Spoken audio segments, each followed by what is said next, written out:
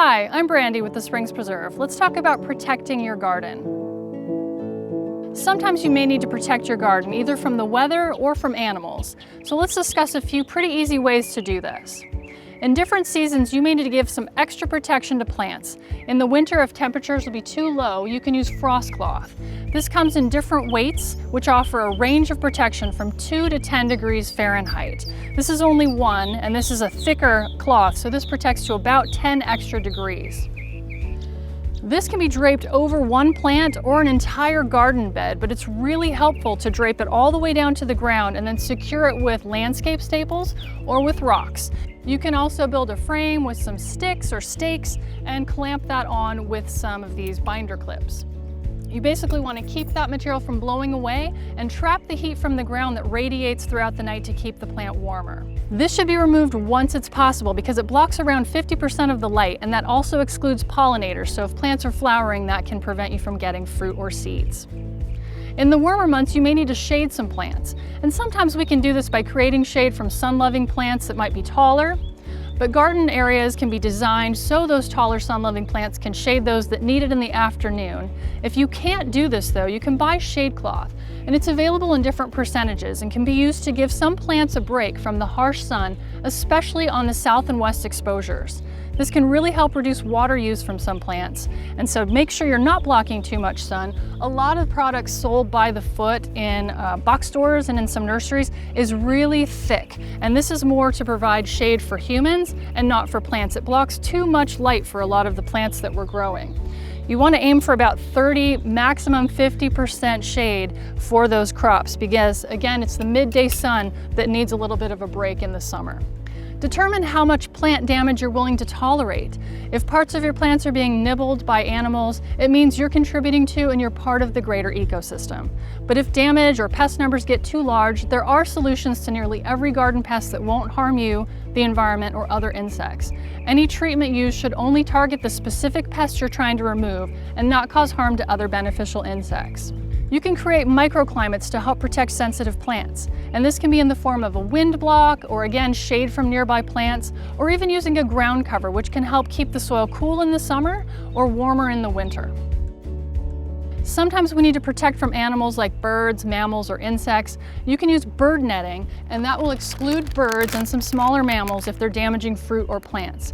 Again, it should be draped over plants entirely, and don't let it rest bundled along the ground because what can happen, and I've seen unfortunately a few times, lizards and snakes can get stuck and die in that. So just take it right to the ground, cut it off, or bundle it around a fruit tree and secure it at the base. For birds, flashy reflective ribbon or fake animals can help keep them away as well. Just know that some birds will actually feed on aphids or caterpillars or other small pests, and they can help keep your problem insects controlled. They may not be actually the cause of plant damage, so spend some time observing before you come to any conclusions. Insects and birds can cause some problems with young seedlings, and they can both be kept at bay with a very fine, lightweight cloth called Groundcover. It's very similar to this frost cloth, but it's even more lightweight. You drape this and pin it over crops, and it's especially useful for small seedlings. As they're getting established, it gives them a little bit of protection from the cold and from the bright sunlight and the wind. For mammals like rabbits, you might need to cage around plants, and this needs to be done to a height of their reach on their back legs. And know that squirrels, especially the young ones, can get through some very small spaces. If you've got burrowing critters, you might need to line garden beds with a fine mesh or hardware cloth that they can't come up through, and that should hold up underground for several years. If you have deer, that'll require an exclusion fence of 6 to 8 feet to keep them out of any specific areas. And there are a lot of products you can repeatedly apply to deter larger mammals from plants. They're specific to the animals, and they include urine from predators, dried blood, which also provides nitrogen, and rotten egg and hot pepper compounds in products.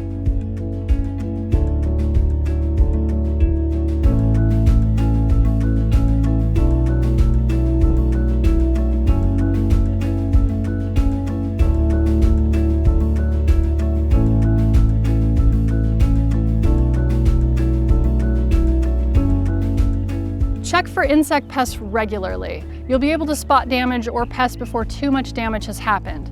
But just because you see insects doesn't mean you should panic. Often nature will keep itself in balance, and if there are harmful insects, the beneficial insects swoop in shortly to put them in check. Watch our video in this series on pest management for a lot more information on garden pests.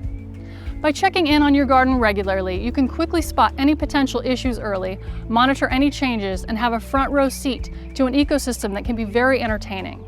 The more diverse your garden is, the more interest other species have in it.